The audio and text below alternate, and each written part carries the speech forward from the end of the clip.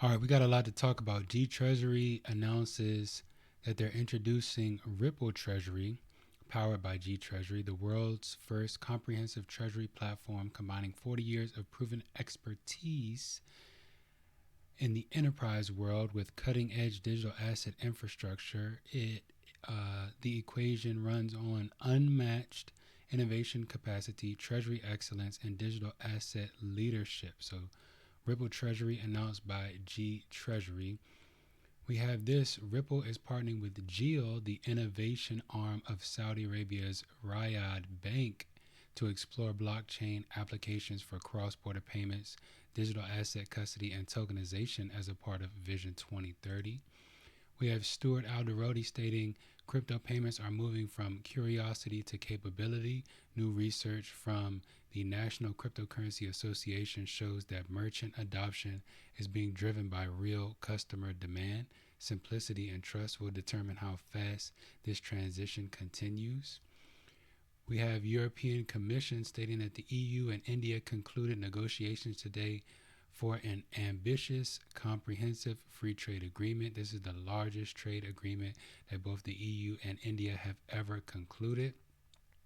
We have Modi saying this agreement will drive trade, investment, and innovation while strengthening our strategic relationship. It reflects our shared resolve to shape a stable, prosperous, and future-ready economic relationship.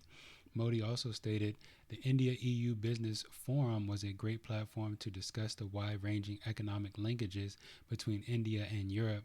The free trade agreement signed today brings innumerable benefits for businesses, MSMEs, and innovators. It is a new blueprint for shared prosperity.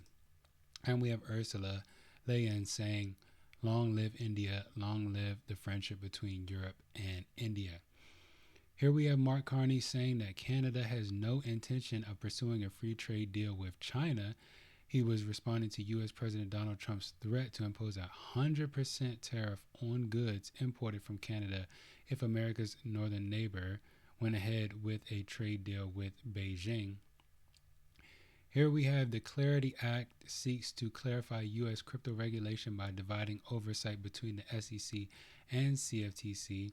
And we have the CFTC tweeting out that the CFTC and SEC rescheduled their joint event on harmonization titled The U.S. Financial Leadership in the Crypto Era. Here we have this, and I want you guys to listen to this. Look at this quote here. And if anyone thinks here again that the European Union or Europe as a whole can defend itself without the U.S., keep on dreaming. You can't. We can't. We need each other. And this was coming from Mark Root, excuse me if I'm mispronouncing the name, dismissing calls by some European politicians for a separate army. Listen to this. And if anyone thinks here, again, that the European Union or Europe as a whole can defend itself without the US, keep on dreaming. You can't. We can't. We need each other. And why do we need each other? I tell you. First of all, because also the US needs NATO. They are also in NATO because for the US to stay safe, and by the way, Arctic region is evidence here, they need a secure Arctic, they need a secure Euro-Atlantic, and they also need a secure Europe. So the US has every interest in NATO as much as Canada and the European NATO allies. A European pillar is a bit of an empty word. I guess what you mean is a sort of next to each nation to have a sort of European defense force. I think, but of course that's up to the European countries to decide, but I think there will be a lot of duplication. I wish you luck if you want to do it, because you have to find the men and women in uniform. It will be on top of what is happening already, and it will make things more complicated.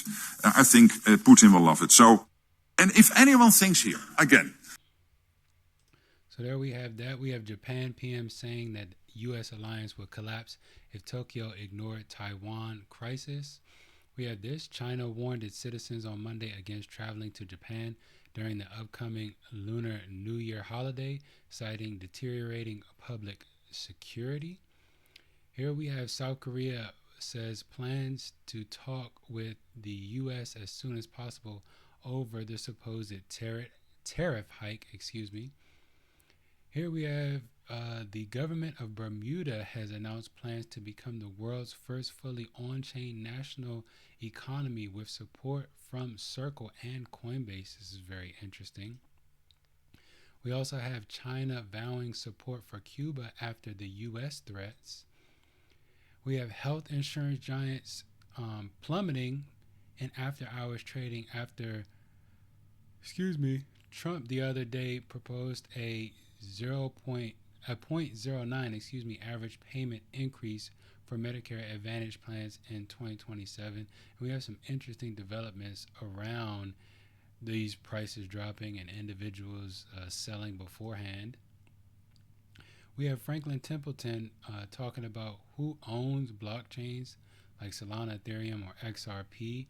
So this is just interesting to see that these major institutions are on board with digital assets.